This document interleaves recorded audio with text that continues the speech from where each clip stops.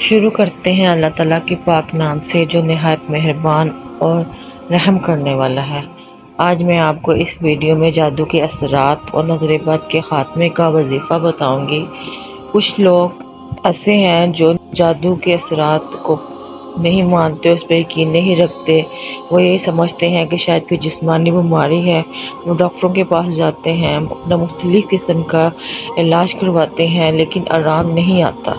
اس کی وجہ یہ ہوتی ہے کہ ان پر جادو کیا گیا ہوتا ہے یا نظر بد کا اثر ہوتا ہے۔ جادو بالکل برحق ہے جو ہمارے پیارے نبی حضرت محمد صلی اللہ علیہ وآلہ وسلم پر بھی کیا گیا۔ جب آپ صلی اللہ علیہ وآلہ وسلم پر جادو کیا گیا تو حضرت جبرائیل علیہ السلام حاضر ہوئے اور آپ صلی اللہ علیہ وآلہ وسلم کو معوذتین پڑھنے کی ہدایت کی، جس کے پڑھنے کے بعد آپ صلی اللہ علیہ وآلہ وسلم پر سے جادو کا اثر ختم ہو گیا اور آپ صلی اللہ علیہ وآلہ وسلم کو اللہ تعالیٰ نے مکمل شفا عطا فرمائی۔ بے شک یہ اللہ تعالیٰ کا کلام ہے اور نبی کریم صلی اللہ علیہ وآلہ وسلم کا فرمان ہے کہ اگر کسی پر جادو کا اثرات ہوں یا نظر بد کے اثرات نمایاں ہو رہے ہوں تو وہ معوذتین پڑھ کر پورے جسم پر دم کر دے۔ وظیفہ یہ ہے کہ اول و آخر درود شریف پڑھیں اور پھر درمیان میں 3 بار سورہ اخلاص، سورہ ناس 3 بار، سورہ فلق 3 بار ان کو پڑھ کر اپنے ہاتھوں پہ دم کریں اور وہ ہاتھ پورے جسم پر پھیر لیں۔ یہ عمل رات کو سوتے وقت کریں۔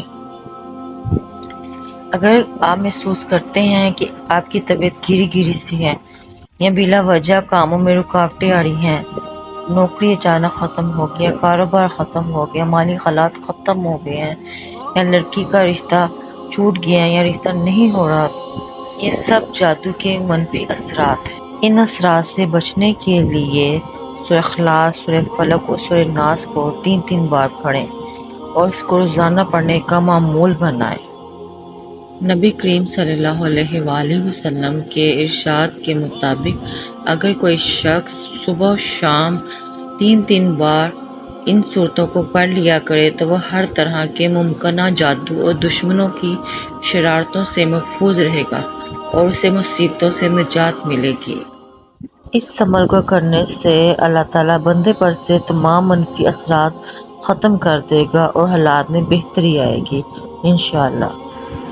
اگر آپ جادو کے اثرات، اس کا خاتمہ، اسیب، سحر، اولاد کی بندش، رشتوں کے مسائل، کسی بھی قسم کے مسائل کا حل چاہتے ہیں تو ہمارے اس واٹس ایپ نمبر پر رابطہ کریں، جس میں آپ کو فری استخارہ بھی بتایا جائے گا اور آپ کے نام کے اعداد بھی بتائے جائیں گے اور آپ کے تمام مسائل کو سنا جائے گا اور اسے حل کرنے کی کوشش کی جائے گی۔